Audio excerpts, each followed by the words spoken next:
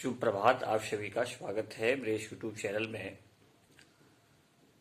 मैं Chandrashekhar Rai, assistant professor, Kanshi Sahu college Saraikela, department of history, Kolhan university.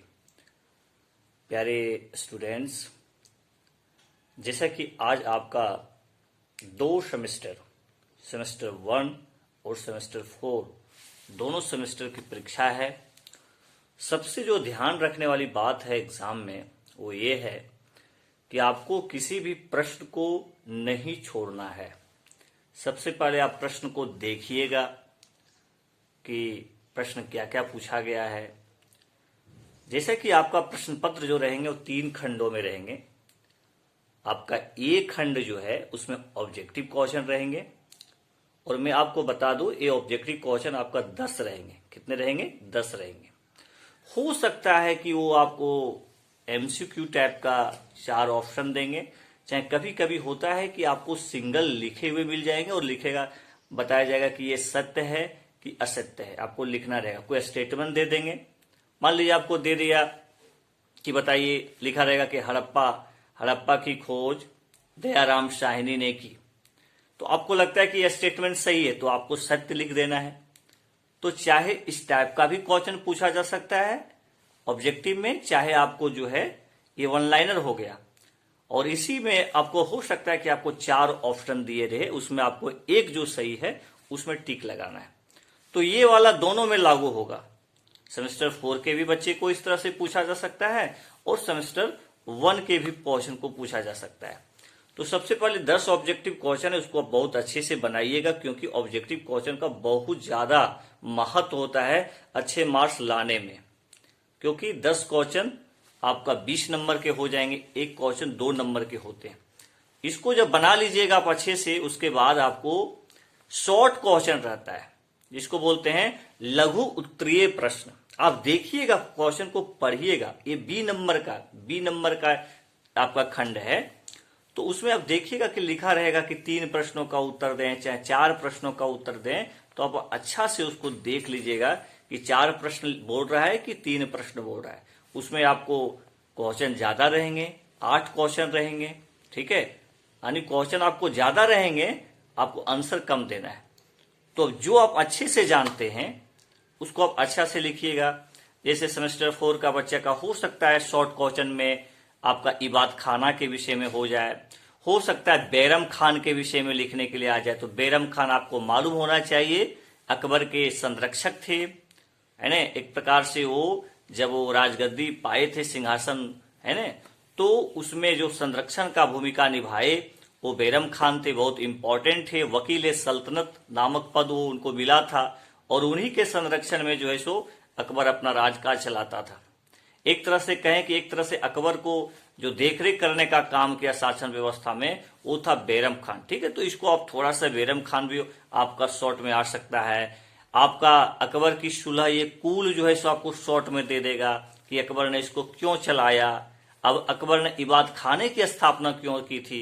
प्यारे बच्चों, आपको पता है इबाद खाने में वो विभिन्न धर्मों के लोगों आचार्यों को बुलाते थे, धर्मों का डिस्कशन करते थे, सुनते थे, चाहे वो ईसाई हो, चाहे वो हिंदू हो, चाहे जैन हो, सभी को वो सुनने का प्रयास करते थे। लेकिन वो अपने आप को संतुष्ट नहीं हुए, इसीलिए उन्होंने अपना एक धर्म चलाया जिसको सुलह कुल कहा गया, ठीक है। तो इसको आप ध्यान रखिएगा। और पहला हिंदू जो थे जिन्होंने इसको मानने का प्रयास किया सुलह कुल को, दीन इलाही को, तो वो आपके कौन थे? वो आपके थे बिरबल थे, ठीक है। तो इस तरह से चीजों को आप ध्यान रखने का प्रयास कीजिएगा। तो इस तरह से आप पढ़ते हैं तो कोई दिक्कत नहीं होगी। हो सकता है कि आपको पानीपत का प्रथम युद्ध के विषय में आपको शॉर्ट में लिखना आ जाए, हो सकता है आपको शेरशाह के विषय में शॉर्ट में लिखने आ जाए। तो कुछ भी हो। एक और चीज है जैसे प्रदा प्रथा, प्रदा शासन क्या था, तो आपको मालूम होना चाहिए कि 1560 से लेकर के 65 ईस्वी का जो टाइम पीरियड था वो महाअनंगा का टाइम पीरियड था, है ना।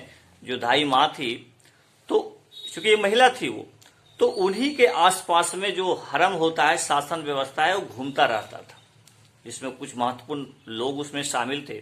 इसी को बोलते हैं पर्दा शासन व्यवस्था। यानी महाअनंगा के प्रमुखता से, जिसमें महिलाओं को खासकर भूमिका थी उसमें, ठीक है, महिलाओं का ज्यादा रोल था, महाअनंगा का ज्यादा रोल था, उसी को बोलते हैं प्रजाशासन व्यवस्था। यानी महाअनंगा का जो गुट था उसका वर्चस्व जो है सो अकबर के शासन काल में था। तो इसको थोड़ा सा ध्यान रखिएगा।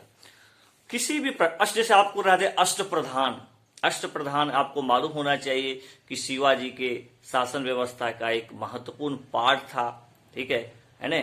मंत्रियों का एक समूह था अष्टप्रधान, जिसमें सबसे महत्वपूर्ण था पेशवा, ठीक है।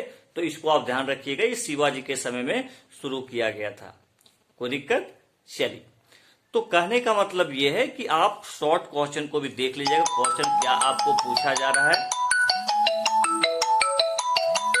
शॉर्ट क्वेश्चन आपको क्या पूछा जा रहा है, इसको ध्यान में रखिएगा, ठीक है। साथ ही साथ आपको ध्यान रखने वाली बात यह है कि लॉन्ग क्वेश्चन देखिएगा, उसमें लिखा रहेगा 2 प्रश्नों का उत्तर, किन्हीं 2 प्रश्नों का उत्तर दें। तो लॉन्ग क्वेश्चन में जो आप सबसे अच्छा जानिएगा, जो प्रश्न का उत्तर सबसे अच्छा आप जानने का प्रयास कीजिएगा, उसको जो है सो लिखने का कोशिश कीजिएगा। जो क्वेश्चन आप अच्छे जानते हैं, जैसे आपको हो जाए अकबर की धार्मिक नीति के विषय में आपको क्वेश्चन आप अच्छे से जानते हैं, शेरशाह का सुधार के विषय में आप जानते हैं, ठीक है। हो सकता है कि आपको पूछ दे कि औरंगजेब की धार्मिक नीति, ठीक है, अकबर की शासन व्यवस्था, मतलब आपको जो क्वेश्चन लगे, जैसे शिवाजी के विषय में बहुत अच्छा से पढ़ें तो शिवाजी के विषय में लिख दीजिए। तो 2 क्वेश्चन जो आप अच्छे से जानिएगा उसका उत्तर देने का प्रयास कीजिएगा। जहां तक सेमेस्टर 1 के स्टूडेंट्स की बात है, तो वे लोग को भी इसी मतलब तरीका से चलना है। सबसे पहले आप दिमाग में बैठा लीजिएगा कि हमें एक भी प्रश्न नहीं छोड़ना है, यानी हर एक प्रश्न पर हम ऐसा समय दें ताकि जो है सो मेरा सारा क्वेश्चन बन जाए। कोई भी खंड में हम क्वेश्चन को नहीं छोड़ें, तभी आपका अच्छा मार्क्स आएगा, नहीं तो अच्छा मार्क्स नहीं आएगा। कोई क्वेश्चन को छोड़िएगा ना, किसी भी खंड से एक भी प्रश्न को आपको छोड़ना नहीं है। जितना आपको बनाना है उतना आपको लिखना ही है, ठीक है। तो ये ध्यान रहे, क्योंकि कभी कभी होता है क्या है कि बच्चे किसी खंड का क्वेश्चन को इतना लंबा लिख देते हैं कि दूसरे खंड वाला छूट जाता है। तो आज हमको लेटेस्ट वीडियो जो बनाने का मैं इसलिए प्रयास किया ताकि आप इन चीजों पर गौर करें।